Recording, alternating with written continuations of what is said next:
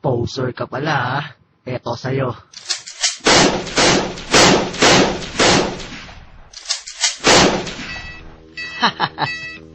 Ay nako. Dahil ba kayo sa poser? Yung mga taong gumagamit ng picture, pero hindi naman sila.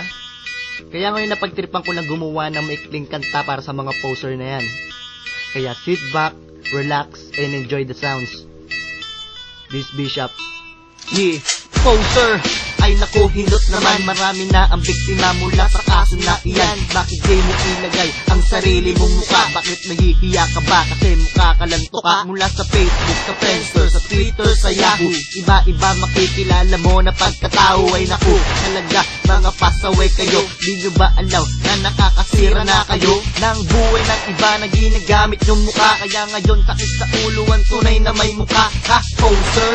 Kaya ngayon puro banta ang kanyang natatabo dahil sa iyong ginawa, dahil sa iyong paninira sa maganda niyang imahe. Araw-araw bumabaho ang kanyang mga mensahe. Pasinsabi na lang po kung kayo'y matatamaan ng isang katulad ko na nandito sa ating bagsakin. Oops, teka lang, mukha yatang naiiba ang hugis ng iyong itsura. Bakit pa iba-iba? Kaya naman pala alam ko na di na ko magkataka. Sisihin mo ang ina mo, bakit mukha kang palaka at ang kapal ng iyong mukha? Este yung makeup mo pala, este yung makeup mo pala, kasing kapal ng iyong mukha. At pasalamat ka pa nga at binigyan ka ng mukha. Ang pangit mo naman siguro kung mukha ka ng paa.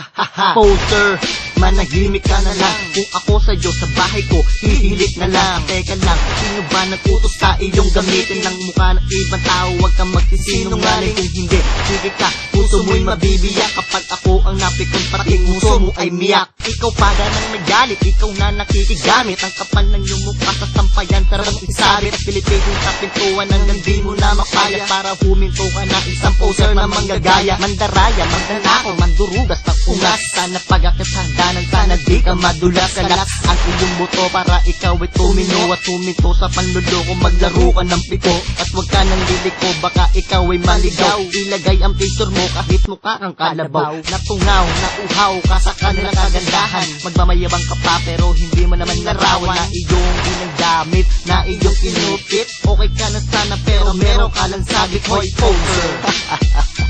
Poser. Alam ko wala akong karapatan sa gusto mo, pero di rin masama kung makikinig ka rin sa gusto ko. Wala namang mawawala, diba? Pero sa pagpo-poser mo, may nawawala. Alam mo kung ano? Yung respeto mo sa sarili mo at sa iba. Kakasira ka ng buhay ng my life. Kaya don't be poser, okay? Bishop, say tama thugs, records, man. Peace.